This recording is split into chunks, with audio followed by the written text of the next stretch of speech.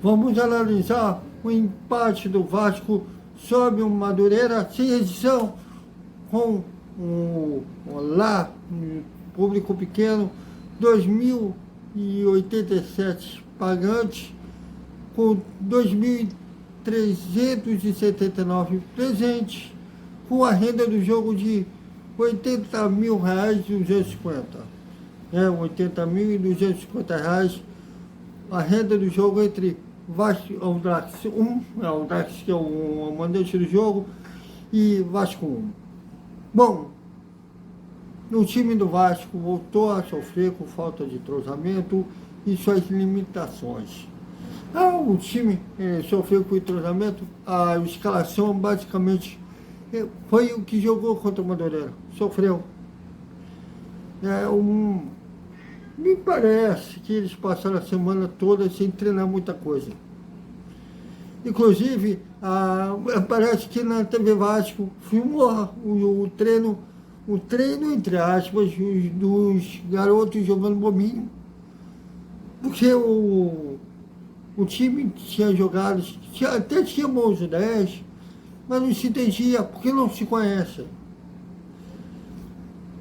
Eu não gosto de avaliar individualmente, mas valeu pelo ingresso, foi o Paixão, não só pela jogada dele no gol do Galaza, como outras jogadas que ele criou, mostrando que a 7-7, o técnico Maurício Barbieri, lapiar bem ele, e a torcida tiver também paciência, ele ainda vai dar bom caldo, alegrias à torcida vascaína, mesmo para o lateral esquerdo, Paulo Fico. O resto mostrou que não tem condição. Uns podem até compor elenco, outros têm que sair de São Januário quanto antes, porque não tem condições de vestir a camisa vascaína. Exemplo é o Zé Santos. Ele veio após o estadual do ano passado, sendo vice-artilheiro do campeonato de Santa Catarina, pelo Marílias Dias. Mas o nível no campeonato de lá deve ser pior que o Carioca. É um atacante que ele não consegue dar um lançamento, muito menos concluir a gol. No primeiro jogo ele já perdeu um gol inacreditável. E hoje, outra atuação para esquecer. E ele ainda tem contrato até o dia 30 de abril do ano que vem. Espero que após o estadual, o Vasco consiga emprestar ele para alguma equipe, pelo menos até o fim do contrato dele. Matias Galazzi, apesar do gol, teve um bom primeiro tempo, inclusive. Outros bateu com aquilo que fez ele ser emprestado pelo Curitiba no ano passado, afobado muitas vezes. Sabe, a peça no meio de campo para a criação, errava muitos passes, às vezes com o companheiro praticamente do lado. Fica difícil até a gente ver, porque hoje a gente não acompanha mais o dia a dia do treino. E a comunicação é complicada. Mas valeu por saber essas peças que poderão ser úteis a Vasco. Tem uns que ainda não dá para avaliar mais precisamente, como o atacante GB, que foi o artilheiro do Vasco na Copinha. O meia Ryan também, que teve pouco tempo. Mas foi um time que sofreu pra caramba. Não sei qual foi os treinos do Emílio Faro, mas o time careceu de entrosamento. Fiquei preocupado com a estreia do Robson, que foi uma estreia bem ruim, errando saídas simples, que graças à limitação da Audax não saiu um gol. O erro do gol do Andrade foi numa saída de bola e erro de posicionamento da defesa do Vasco, que saiu o cruzamento, a bola passou para o House e o Rafael escolheu para o gol vazio.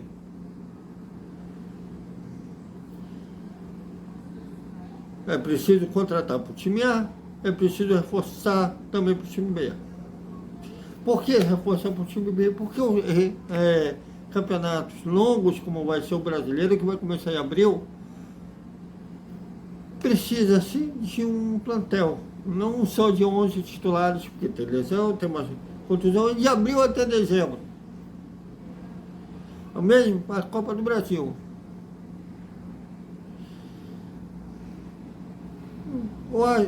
Eu acredito naquela promessa do Paulo Braga e do Abel Braga, que o Vasco não vai passar sufoco.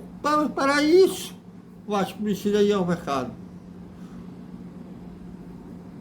Vi o jogo do Sub-20 que o Marlon Gomes brilhou. É engraçado que o Vasco procura no mercado alguém para substituir o André Santos, só que o Vasco tem. Se chama-se Marlon Gomes. Espero que o Maurício Barbieri tenha visto essa partida para saber aonde o Marlon rende. O jogo eu dou uma nota 5. Tem muitos erros que nem foi culpa dos garotos. Né? Uma equipe que mostrou ter sido muito mal treinada, se é que foi treinada.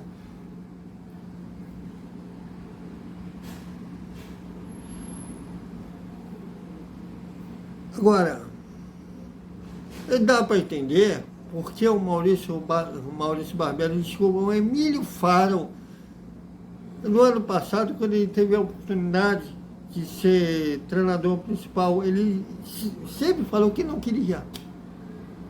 Ele não está pronto. Dá para ver da forma que ele arma um time, como ele escala o time, como ele treina o time.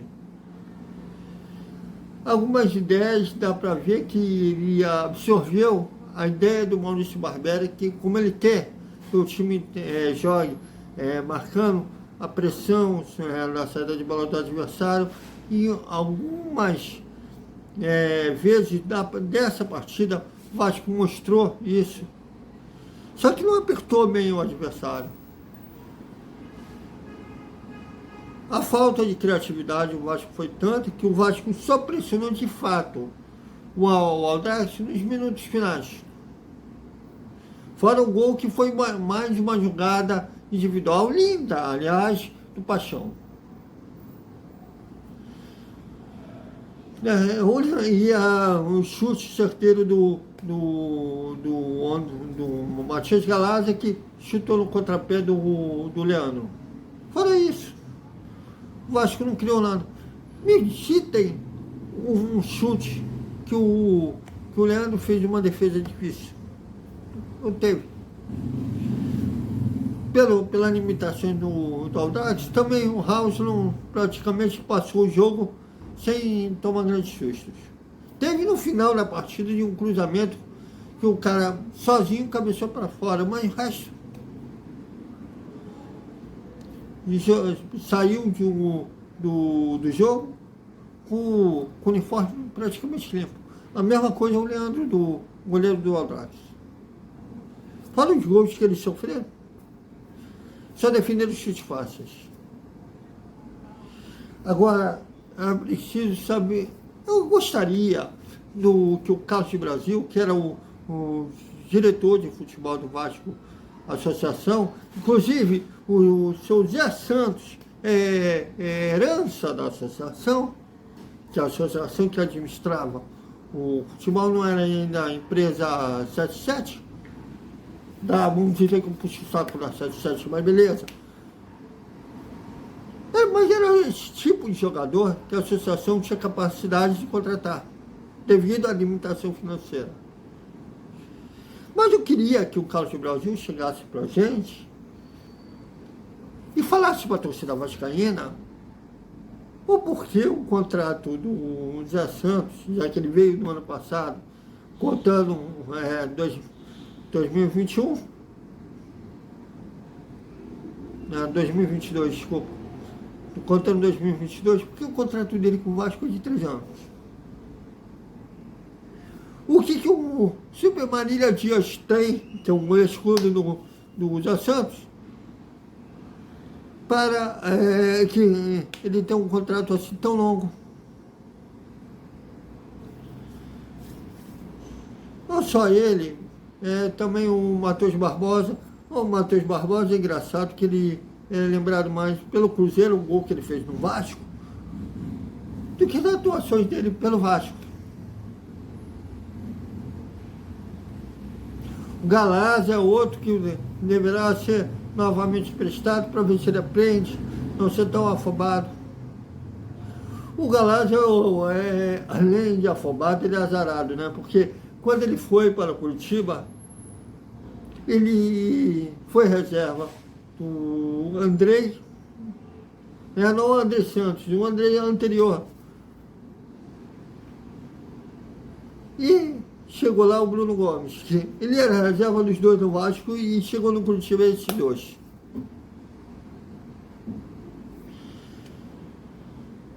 Mas até que o paraguaio dá para dar um desconto que ele teve um primeiro tempo razoável. Agora o resto eu acho que vendo as atuações desse time, fora os garotos da base, que ainda estão sob contrato, que chegaram do ano passado, dá para fazer perfeitamente uma lista de dispensa. Não estou falando nem do House, porque o gol do Aldax nem foi falha dele, mas o resto.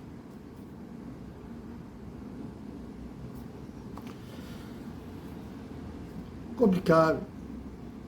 No sábado, o time A falta a campo, né, lá nos Estados Unidos, fazendo o último amistoso, a torneio, entre aspas, amistoso, contra o Inter de Miami. Provavelmente um time titular terá modificações, o Ivan deverá iniciar jogando, o Jair deverá iniciar jogando, e vamos ver se tem alguma mudança em relação à atuação em si da derrota para o River Plate. Eu não acredito que vai ter uma mudança gritante de água para o vinho, por assim dizer, o ditado popular, né? Em relação ao jogo contra o River, mas poderá ter alguma mudança boa, né? Até porque quando o Jair entrou, a rotação no meio do campo até melhorou. O posicionamento da zaga, né? O primeiro gol, o primeiro e o terceiro gol do River foram erros de posicionamento da zaga, deixou muito espaço. Mas vamos ver no sábado, às 9 da noite, o time A volta a campo lá nos Estados Unidos. Mas, para resumir, o time B teve boas revelações, mostrou mais uma vez que tem jogadores que atuaram no Vasco no ano passado, que não tem condições de vestir a camisa vascaína? Sim. E mais uma vez, porque no desespero foi da SAF, porque a associação não tinha mais capacidade de contratar jogadores a nível do Vasco.